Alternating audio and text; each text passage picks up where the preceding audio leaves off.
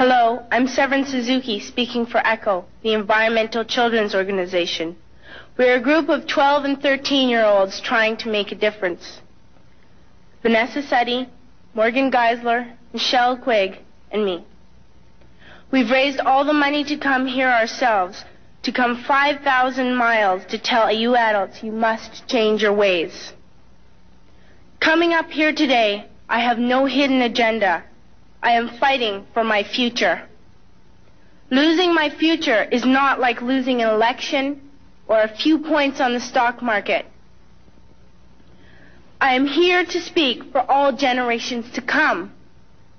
I am here to speak on behalf of the starving children around the world whose cries go unheard.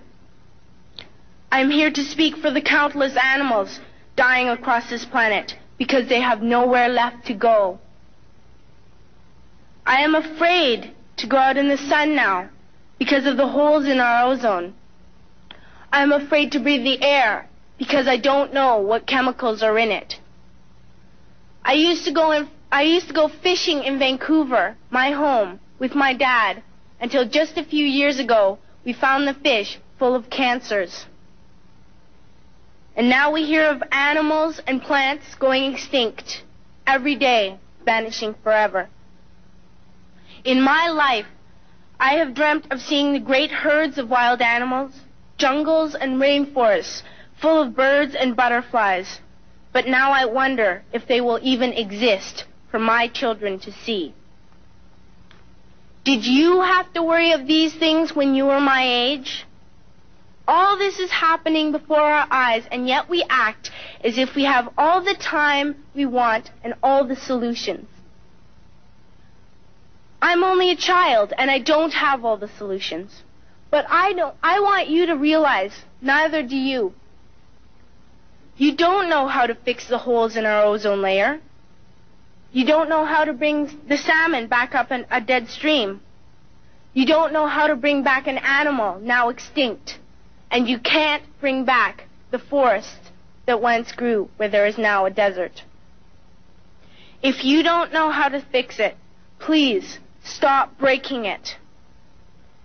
Here, you may be delegates of your government, business people, organizers, reporters, or politicians, but really, your mothers and fathers, sisters and brothers, aunts and uncles, and all of you are someone's child.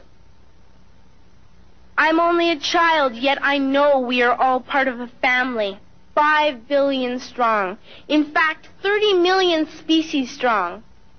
And borders and governments will never change that. I'm only a child, yet I know we are all in this together and should act as one single world towards one single goal. In my anger, I am not blind, and in my fear, I am not afraid of telling the world how I feel. In my country, we make so much waste. We buy and throw away, buy and throw away, buy and throw away, and yet northern countries will not share with the needy. Even when we have more than enough, we are afraid to share. We are afraid to let go of some of our wealth. In Canada, we live the privileged life, with plenty of food, water, and shelter.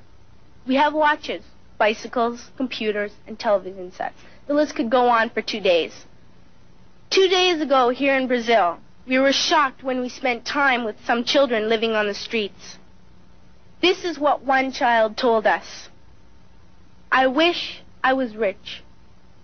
And if I were, I would give all the street children food, clothes, medicines, shelter, and love and affection.